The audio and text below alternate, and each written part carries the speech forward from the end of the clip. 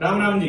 मेरा नाम है सीए निपुण सिकरी और मैं कंप्ला हैप्पी के यूट्यूब चैनल में आपका स्वागत करता हूं। जैसा हमने पार्ट 1 पार्ट 2 इस सीरीज जो मैं ट्रेडमार्क के ऊपर बना रहा हूं सीखा कि सबसे पहले हमें इनिशियल फाइलिंग करनी है। इनिशियल फाइलिंग कर दी, इसके बाद क्या होगा, इसके बाद आपकी जो एप्लीकेशन है वो उठ के ट्रेडमार्क अथॉरिटीज के पास चली जाएगी। ट्रेडमार्क अथॉरिटीज ट्रेडमार्क एक्ट 1999 के हिसाब से पूरा उसको रिसर्च करेंगे कि आपने जो एप्लीकेशन की है क्या वो उससे संतुष्ट हैं या नहीं है। अगर उनकी असंतुष्टि 1% भी होगी तो वो आपको भेजेंगे एग्जामिनेशन रिपोर्ट। एग्जामिनेशन रिपोर्ट का मतलब है कि वो अथॉरिटी जो आपसे जिसको आपने एप्लीकेशन की है वो आपकी इस एप्लीकेशन से खुश नहीं है, इसके आवेदन से खुश नहीं है, उनको कुछ ना कुछ डाउट लग रहा है, उन्हें कुछ और प्रमाण चाहिए, उन्हें कुछ और एक्सप्लेनेशन चाहिए कि आप ऐसा बताइए या वैसा बताइए। वो एग्जामिनेशन रिपोर्ट के जरिए आपको एक ईमेल में बता दिया जाएगा कि ये हमें और चाहिए। ट्रेडमार्क एक्ट 1999 जिसका मैंने अभी जिक्र किया उसके वेरियस सेक्शंस हैं 9, 11, 2, 5, उनके तहत आपको ये रिपोर्ट भेजी जाती है। अब आपको एग्जामिनेशन रिपोर्ट मिल गई, उसके बाद आपको क्या करना है, आपको अपने सीए, सीएस या ट्रेडमार्क अटॉर्नी जिससे आपने ये फाइलिंग कराई थी एप्लीकेशन की, उसके पास लेकर के जाना है और उसे बताना है कि ये आ गया है। तो वो आपकी समस्या का निवारण करेगा। उस एग्जामिनेशन रिपोर्ट पर एक बढ़िया सा रिप्लाई बनाएगा लीगल लैंग्वेज में।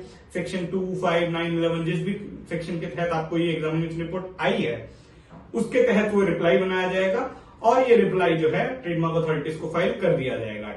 ये एग्जामिनेशन रिपोर्ट इनिशियल फाइलिंग के जनरली 1 से 2 महीने के अंदर आ जाती है और 1 से 2 महीने का ही समय आपको दिया जाता है कि आप एग्जामिनेशन रिपोर्ट को रिप्लाई कर दें। अगर आप रिप्लाई नहीं करते हैं तो ऑफकोर्स वो आपकी एप्लीकेशन जो है वो बेकार हो जाएगी, क्योंकि रिप्लाई करना जरूरी है, ठीक है ना। Communication is the key to success.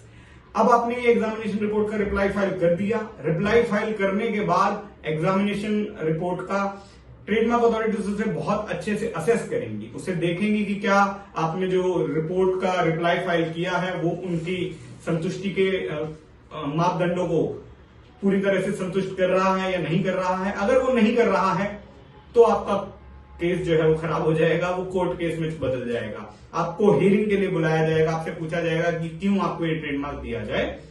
और अगर वो संतुष्ट हो गए, जो कि पहले केस में भी हो सकता है कि आपको एग्जामिनेशन रिपोर्ट आई ही नहीं, तो इसके बाद हमारा जो वीडियो का तीसरा भाग है वहां पर बात पहुंच जाएगी, जिसे कहा जाएगा एक्सेप्टेड एंड एडवर्टाइज स्टेटस।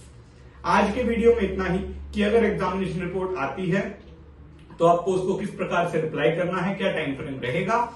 अगले पार्ट में आप देखेंगे कि एक्सेप्टेड एंड एडवर्टाइज स्टेटस में क्या हो रहा है।